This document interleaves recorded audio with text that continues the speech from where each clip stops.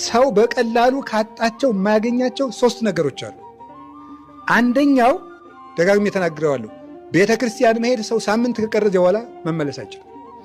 ሁለተኛስ ከስጋው ደግሞ ራቅ ብሎ ከቆየ ሰው በቀላሉ ይመለስ። ሶስተኛስ የሌሊት ጸሎት ሰው ካቋረጠ በቀላሉ ያገኘውም ትጋት ሀብት ናት፣ ትነሳለች፣ ትጠፋለች እንደ መብራት።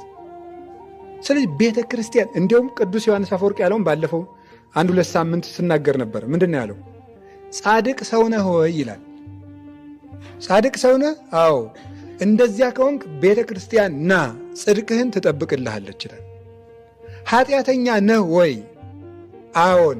ቤተ ክርስቲያን ና፣ ከኃጢአትህ ታነጻሃለች ይላል። ሁለቱም ብትሆን ግባ እሷ ውስጥ ነው። እዚያች ውስጥ ነው የምንነጻው፣ የምንቀደሰው፣ ስሬት የምናገኘው። ቤተ ክርስቲያን ውስጥ ደክሞ የሄደ ሰው ኃይል ይዞ ይመለሳል።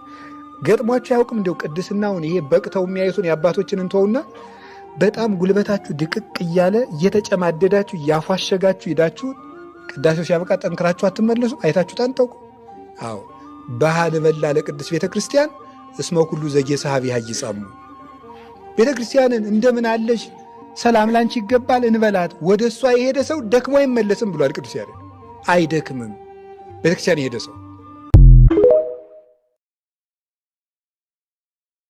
ይሄ ነው የሚያጽናናን። የምንመላለሰው እኮ የሚያጽናናን ምንም ባንሰራ አንድ ቀን እኮ ብርድ ላይ ቁጭ ብለው እኮ ቃሌን ሰምተዋል ይላል እግዚአብሔር።